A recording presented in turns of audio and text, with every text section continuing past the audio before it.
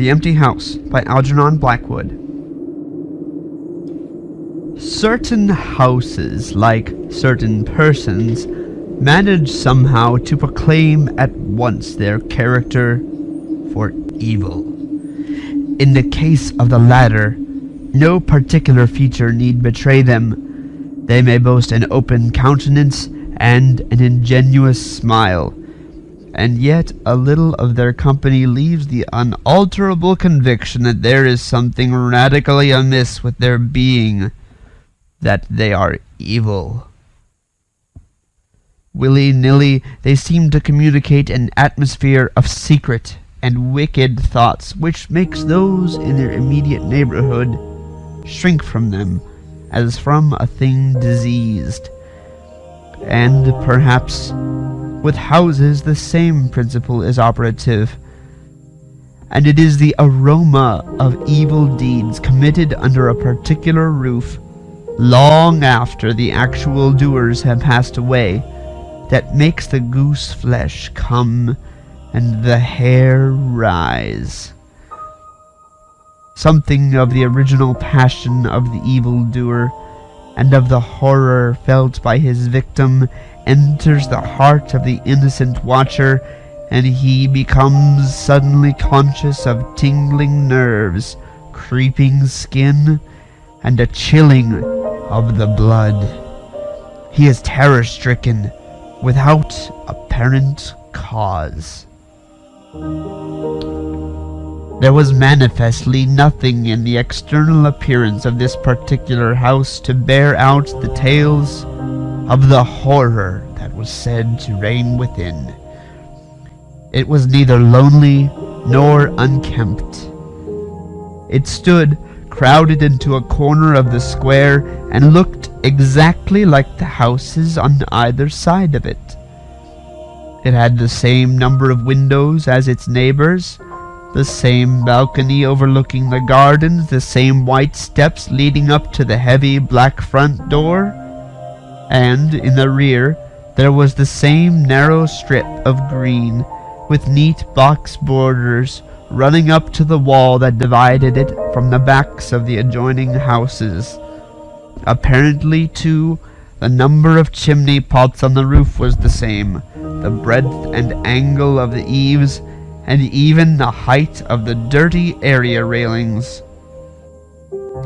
And yet this house in the square, that seemed precisely similar to its 50 ugly neighbors, was as a matter of fact entirely different, horribly different. Wherein lay this marked, invisible difference is impossible to say. It cannot be ascribed wholly to the imagination, because persons who had spent some time in the house, knowing nothing of the facts, had declared positively that certain rooms were so disagreeable that they would rather die than enter them again, and that the atmosphere of the whole house produced in them symptoms of a genuine terror, while the series of innocent tenants who had tried to live in it, and been forced to decamp at the shortest possible notice, was indeed little less than a scandal in the town. When Shorthouse arrived to pay a weekend visit to his Aunt Julia in her little house on the seafront at the other end of the town, he found her charged to the brim with mystery and excitement. He had only received her telegram that morning, and he had come anticipating boredom, but the moment he touched her hand and kissed her apple-skin wrinkled cheek, he caught the first wave of her electrical condition. The impression deepened when he learned that there were to be no other visitors, and that he had been telegraphed for with a very special object. Something was in the wind, and the something would doubtless bear fruit, for this elderly spinster aunt, with a mania for psychical research, had brains as well as willpower, and by hook or by crook she usually managed to accomplish her ends. The revelation was made soon after tea, when she sidled close up to him as they paced slowly along the seafront in the dusk. "I've got the keys," she announced in a delighted, yet half-awesome voice. "Got them till Monday." "The keys of the bathing machine, or?" he asked innocently, looking from the sea to the town. Nothing brought her so quickly to the point as feigning stupidity. "Neither," she whispered. "I've got the keys of the haunted house in the square, and I'm going there tonight." Shorthouse was conscious of the slightest possible tremor down his back. He dropped his teasing tone. Something in her voice and manner thrilled him. She was in earnest. "But you can't go alone," he began. "That's why I wired for you," she said with decision. He turned to look at her. The ugly, lined, enigmatical face was alive with excitement. There was the glow of genuine enthusiasm round it like a halo. The eyes shone. He caught another wave of her excitement, and a second tremor, more marked than the first, accompanied it. "Thanks, Aunt Julia," he said politely. "Thanks awfully." "I should not dare to go quite alone," she went on, raising her voice. "But with you I should enjoy it immensely. You're afraid of nothing, I know." "Thanks so much," he said again. Is anything likely to happen?" "A great deal has happened," she whispered, "though it's been most cleverly hushed up. 3 tenants have come and gone in the last few months, and the house is said to be empty for good now." In spite of himself, Shorthouse became interested. His aunt was so very much in earnest. "The house is very old indeed," she went on, "and the story, an unpleasant one, dates a long way back. It has to do with a murder committed by a jealous stableman who had some affair with a servant in the house. One night he managed to secrete himself in the cellar, and when everyone was asleep he crept upstairs to the servants' quarters, chased the girl down to the next landing, and before anyone could come to the rescue, threw her bodily over the banisters into the hall below." "And the stableman?" "Was caught, I believe, and hanged for murder. But it all happened a century ago, and I've not been able to get more details of the story." Shorthouse now felt his interest thoroughly aroused, but though he was not particularly nervous for himself, he hesitated a little on his aunt's account. "On one condition," he said at length. "Nothing will prevent my going," she said firmly. "But I may as well hear your condition." "That you guarantee your power of self-control if anything really horrible happens. I mean, that you are sure you won't get too frightened." "Jim," she said scornfully, "I'm not young, I know, nor are my nerves, but with you I should be afraid of nothing in the world." This, of course, settled it, for Shorthouse had no pretensions to being other than a very ordinary young man, and an appeal to his vanity was irresistible. He agreed to go.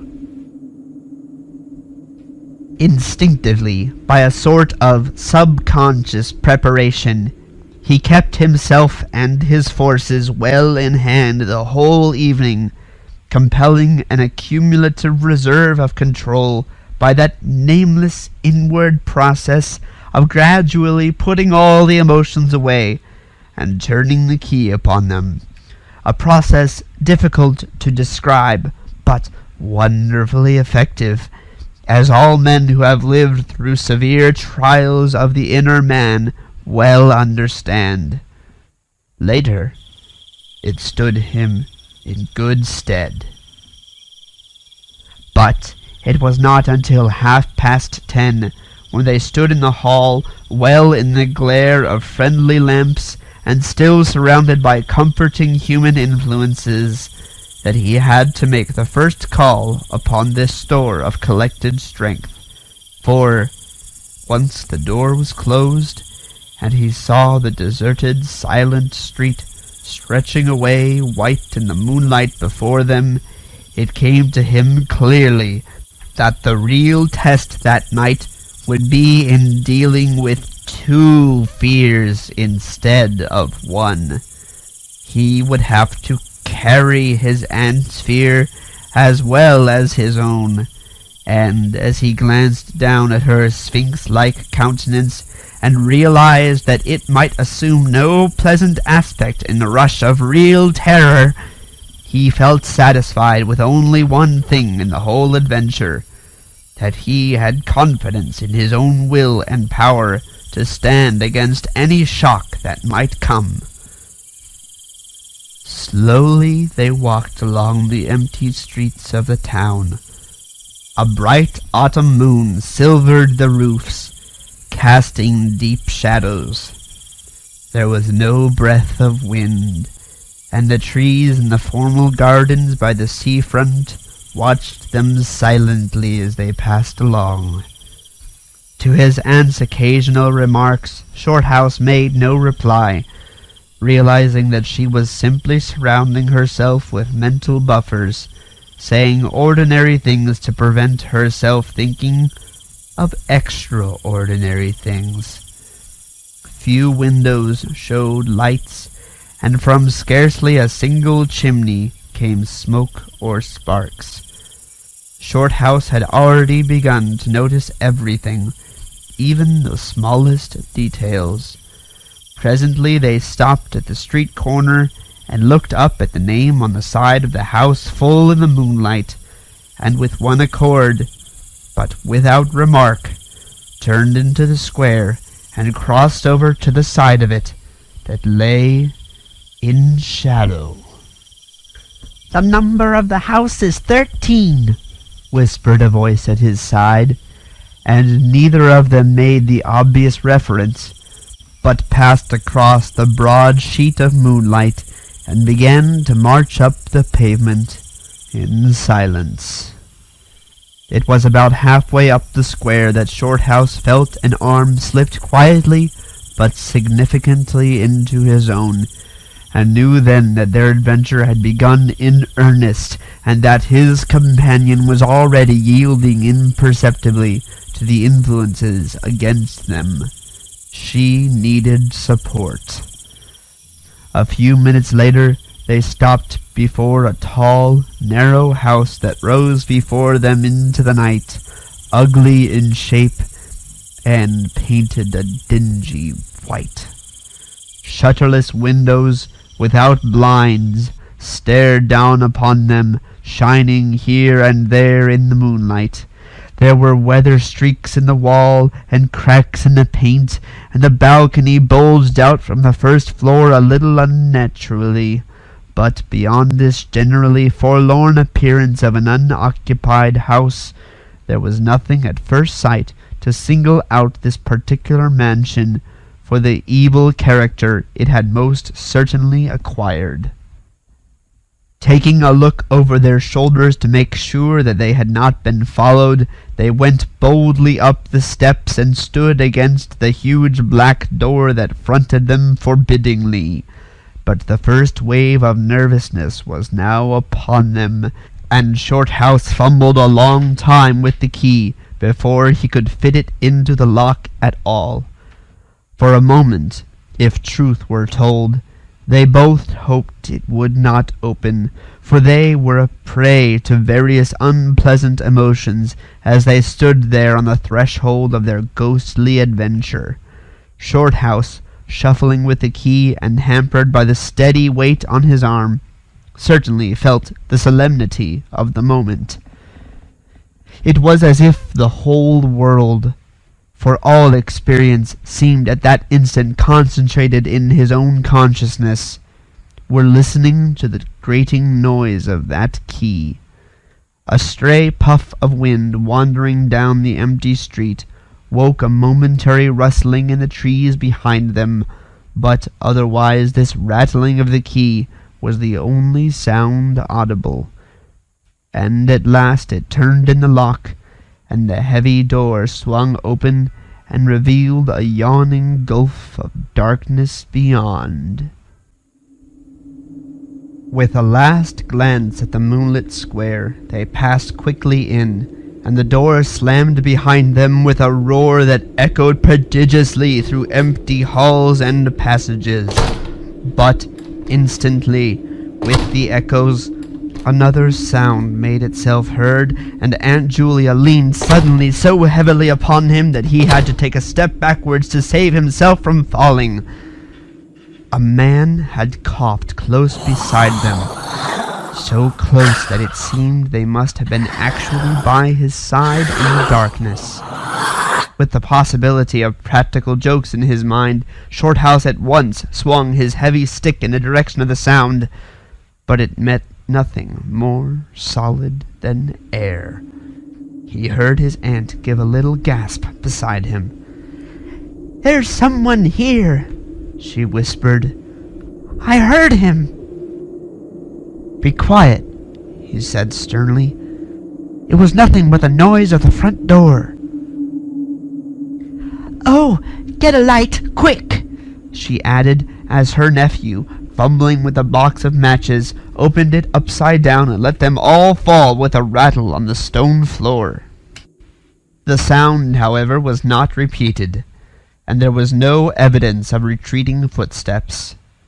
In another minute they had a candle burning, using an empty end of a cigar case as a holder, and when the first flare had died down, he held the impromptu lamp aloft and surveyed the scene.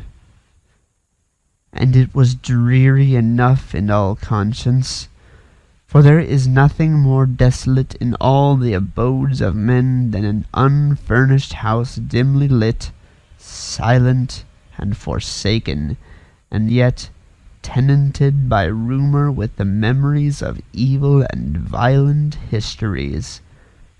They were standing in a wide hallway. On their left was the open door of a spacious dining room, and in front the hall ran, ever narrowing, into a long dark passage that led apparently to the top of the kitchen stairs. The broad uncarpeted staircase rose in a sweep before them, everywhere draped in shadows, except for a single spot about halfway up, where the moonlight came in through the window and fell on a bright patch on the boards. This shaft of light shed a faint radiance above and below it, lending to the objects within its reach a misty outline that was infinitely more suggestive and ghostly than complete darkness. Filtered moonlight always seems to paint faces on the surrounding gloom, and as Shorthouse peered up into the well of darkness and thought of the countless empty rooms and passages in the upper part of the old house, he caught himself longing again for the safety of the moonlit square, or the cozy, bright drawing-room they had left an hour before. Then, realizing that these thoughts were dangerous, he thrust them away again, and summoned all his energy for concentration on the present. "Aunt Julia," he said aloud severely, "we must now go through the house from top to bottom and make a thorough search." The echoes of his voice died away slowly all over the building, and in the intense silence that followed, he turned to look at her. In the candlelight he saw that her face was already ghastly pale, but she dropped his arm for a moment and said in a whisper, stepping close in front of him, "I agree. We must be sure there's no one hiding. That's the first thing." She spoke with evident effort, and he looked at her with admiration. "You feel quite sure of yourself? It's not too late." "I think so," she whispered, her eyes shifting nervously toward the shadows behind. "Quite sure. Only one thing." "What's that?" "You must never leave me alone for an instant." "As long as you understand that any sound or appearance must be investigated at once, for to hesitate means to admit fear. That is fatal." "Agreed," she said, a little shakily. After a moment's hesitation, "I'll try." Arm in arm, Shorthouse holding the dripping candle and the stick, while his aunt carried the cloak over her shoulders, figures of utter comedy to all but themselves, they began a systematic search. Stealthily, walking on tiptoe and shading the candle lest it should betray their presence through the shutterless windows, they went first into the big dining room. There was not a stick of furniture to be seen. Bare walls, ugly mantelpieces, and empty grates stared at them. Everything, they felt, resented their intrusion, watching them, as it were, with veiled eyes. Whispers followed them. Shadows flitted noiselessly to right and left. Something seemed ever at their back, watching, waiting an opportunity to do them injury. There was the inevitable sense that operations which went on when the room was empty had been temporarily suspended till they were well out of the way again. The whole dark interior of the old building seemed to become a malignant presence that rose up, warning them to desist and mind their own business. Every moment the strain on the nerves increased. Out of the gloomy dining room they passed through large folding doors into a sort of library or smoking room, wrapped equally in silence, darkness, and dust. And from this they regained the hall near the top of the back stairs. Here a pitch-black tunnel opened before them into the lower regions, and, it must be confessed, they hesitated, but only for a minute. With the worst of the night still to come, it was essential to turn from nothing. Aunt Julia stumbled at the top step of the dark descent, ill-lit by the flickering candle, and even Shorthouse felt at least half the decision go out of his legs. "Come on," he said peremptorily, and his voice ran on and lost itself in the dark, empty spaces below. "I'm coming," she faltered, catching his arm with unnecessary violence. They went a little unsteadily down the stone steps, a cold, damp air meeting them in the face, close and malodorous. The kitchen, into which the stairs led along a narrow passage, was large, with a lofty ceiling. Several doors opened out of it, some into cupboards with empty jars still standing on the shelves, and others into horrible little ghostly back offices, each colder and less inviting than the last. Black beetles scurried over the floor, and once, when they knocked against a deal table standing in a corner, something about the size of a cat jumped down with a rush and fled, scampering across the stone floor into the darkness. Everywhere there was a sense of recent occupation, an impression of sadness and gloom. Leaving the main kitchen, they next went towards the scullery. The door was standing ajar, and as they pushed it open to its full extent, Aunt Julia uttered a piercing scream, which she instantly tried to stifle by placing her hand over her mouth. For a second, Shorthouse stood stock still, catching his breath. He felt as if his spine had suddenly become hollow, and someone had filled it with particles of ice. Facing them, directly in their way between the doorposts, stood the figure of a woman. She had disheveled hair and wildly staring eyes, and her face was terrified and white as death. She stood there motionless for the space of a single second. Then the candle flickered, and she was gone. Gone utterly. And the door framed nothing but empty darkness. "Only the beastly jumping candlelight," he said quickly, in a voice that sounded like someone else's, and was only half under control. "Come on, Aunt. There's nothing there." He dragged her forward. With a clattering of feet and a great appearance of boldness they went on, but over his body the skin moved as if crawling ants covered it, and he knew by the weight on his arm that he was supplying the force of locomotion for two. The scullery was cold, bare, and empty, more like a large prison cell than anything else. They went round it, tried the door into the yard and the windows, but found them all fastened securely. His aunt moved beside him like a person in a dream. Her eyes were tightly shut, and she seemed merely to follow the pressure of his arm. Her courage filled him with amazement. At the same time he noticed that a certain odd change had come over her face, a change which somehow evaded his power of analysis. "There's nothing here, Auntie," he repeated aloud quickly. "Let's go upstairs and see the rest of the house. Then we'll choose a room to wait up in." She followed him obediently, keeping close to his side, and they locked the kitchen door behind them. It was a relief to get up again. In the hall there was more light than before, for the moon had travelled a little further down the stairs.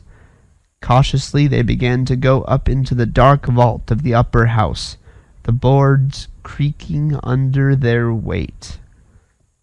On the first floor they found the large double drawing rooms, a search of which revealed nothing.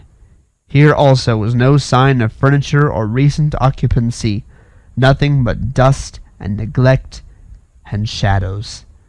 They opened the big folding doors between front and back drawing rooms, and then came out again to the landing, and went on upstairs. They had not gone up more than a dozen steps when they both simultaneously stopped to listen, looking into each other's eyes with a new apprehension across the flickering candle flame. From the room they had left hardly 10 seconds before came the sound of doors quietly closing. It was beyond all question. They heard the booming noise that accompanies the shutting of heavy doors, followed by the sharp catching of the latch. "We must go back and see," said Shorthouse briefly, in a low tone, and turning to go downstairs again. Somehow she managed to drag after him, her feet catching in her dress, her face livid. When they entered the front drawing-room, it was plain that the folding doors had been closed half a minute before. Without hesitation, Shorthouse opened them. He almost expected to see someone facing him in the back room, but only darkness and cold air met him. They went through both rooms, finding nothing unusual. They tried in every way to make the doors close of themselves, but there was not wind enough even to set the candle flame flickering. The doors would not move without strong pressure. All was silent as the grave. Undeniably the rooms were utterly empty, and the house utterly still. "It's beginning," whispered a voice at his elbow which he hardly recognized as his aunt's. He nodded acquiescence. taking out his watch to note the time. It was 15 minutes before midnight. He made the entry of exactly what had occurred in his notebook, setting the candle in its case upon the floor in order to do so. It took a moment or two to balance it safely against the wall. Aunt Julia always declared that at this moment she was not actually watching him, but had turned her head towards the inner room, where she fancied she heard something moving. But, at any rate, both positively agreed that there came a sound of rushing feet, heavy and very swift, and the next instant the candle was out. But to Shorthouse himself had come more than this, and he has always thanked his fortunate stars that it came to him alone, and not to his aunt too. For, as he rose from the stooping position of balancing the candle, and before it was actually extinguished, a face thrust itself forward so close to his own that he could almost have touched it with his lips. It was a face working with passion, a man's face, dark, with thick features and angry, savage eyes. It belonged to a common man, and it was evil in its ordinary normal expression, no doubt, but as he saw it, alive with intense, aggressive emotion, it was a malignant and terrible human countenance. There was no movement of the air, nothing but the sound of rushing feet, stockinged or muffled feet, the apparition of the face, and the almost simultaneous extinguishing of the candle. In spite of himself, Shorthouse uttered a little cry, nearly losing his balance as his aunt clung to him with her whole weight in one moment of real, uncontrollable terror. She made no sound, but simply seized him bodily. Fortunately, however, she had seen nothing, but had only heard the rushing feet, for her control returned almost at once, and he was able to disentangle himself and strike a match. The shadows ran away on all sides before the glare, and his aunt stooped down and groped for the cigar case with the precious candle. Then they discovered that the candle had not been blown out at all. It had been crushed out. The wick was pressed down into the wax, which was flattened as if by some smooth, heavy instrument. How his companion so quickly overcame her terror, Shorthouse never properly understood, but his admiration for her self-control increased tenfold, and at the same time served to feed his own dying flame, for which he was undeniably grateful. Equally inexplicable to him was the evidence of physical force they had just witnessed. He at once suppressed the memory of stories he had heard of physical mediums and their dangerous phenomena, for if these were true, and either his aunt or himself was unwittingly a physical medium, it meant that they were simply aiding to focus the forces of a haunted house already charged to the brim. It was like walking with unprotected lamps among uncovered stores of gunpowder.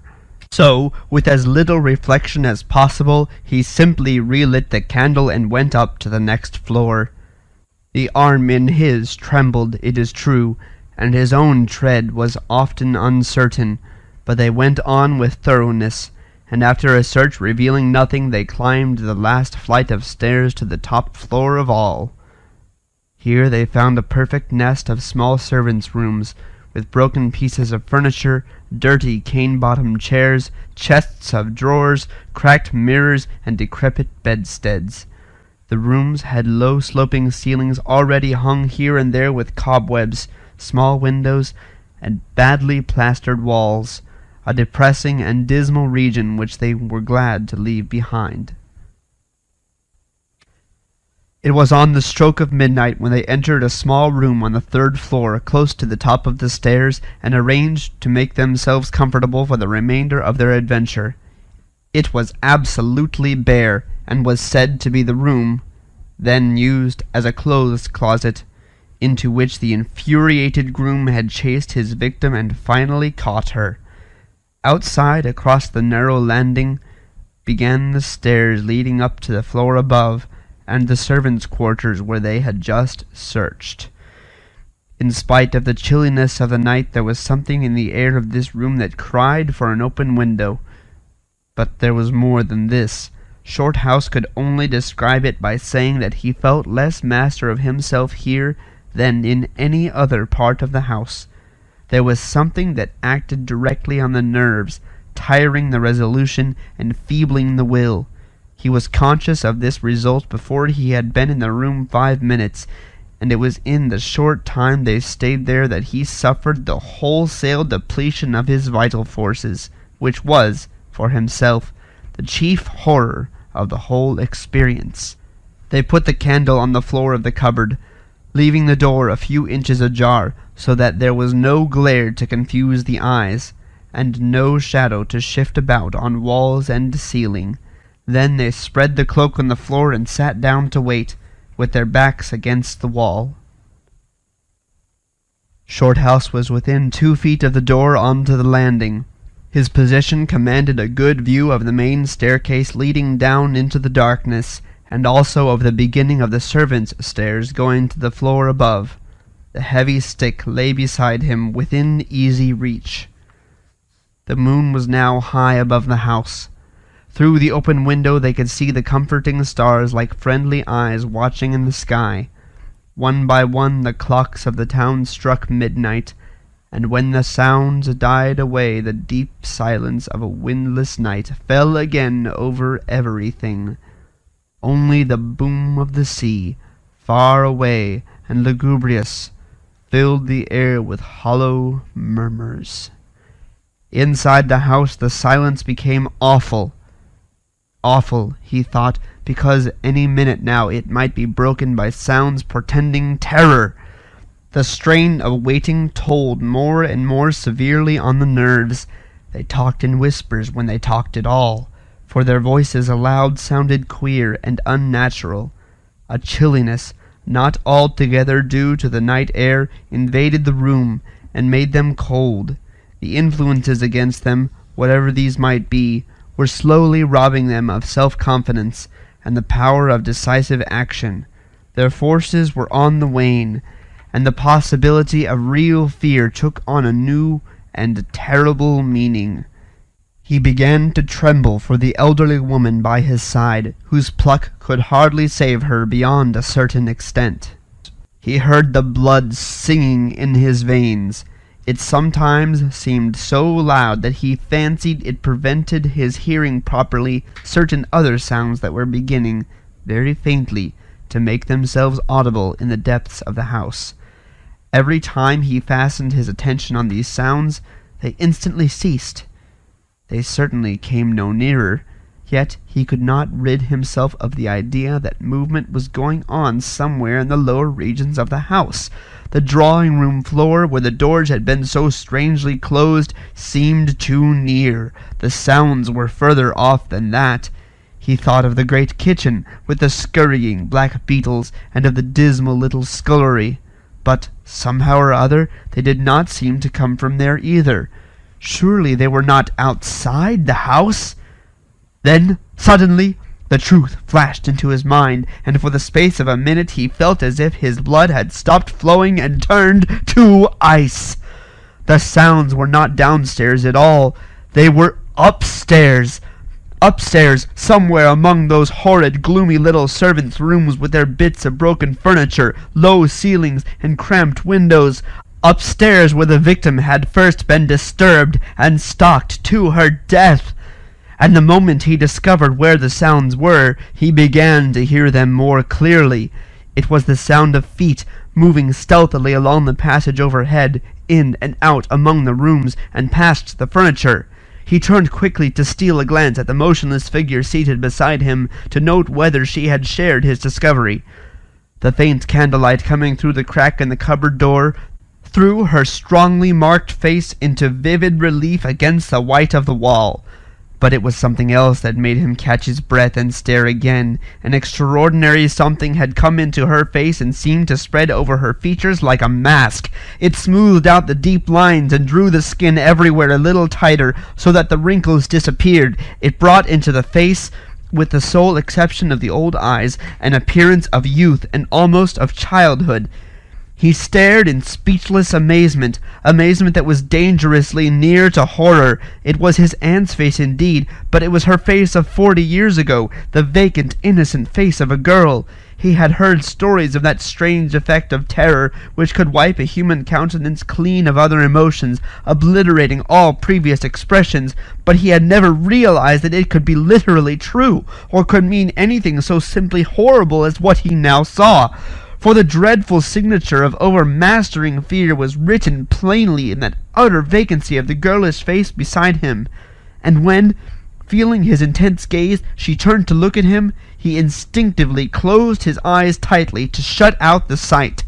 Yet, when he turned a minute later, his feelings well in hand, he saw to his intense relief another expression. His aunt was smiling, and though the face was deathly white, the awful veil had lifted, and the normal look was returning. "Anything wrong?" was all he could think of to say at the moment, and the answer was eloquent, coming from such a woman. "I feel cold, and a little frightened," she whispered. He offered to close the window, but she seized hold of him and begged him not to leave her side, even for an instant. "It's upstairs, I know," she whispered with an odd half-laugh. "But I can't possibly go up." But Shorthouse thought otherwise, knowing that in action lay their best hope of self-control. He took the brandy flask and poured out a glass of neat spirit, stiff enough to help anybody over anything. She swallowed it with a little shiver. His only idea now was to get out of the house before her collapse became inevitable, but this could not safely be done by turning tail and running from the enemy. Inaction was no longer possible. Every minute he was growing less master of himself, and desperate, aggressive measures were imperative without further delay. Moreover, the action must be taken towards the enemy, not away from it. The climax, if necessary and unavoidable, would have to be faced boldly. He could do it now, but in 10 minutes he might not have the force left to act for himself, much less for both.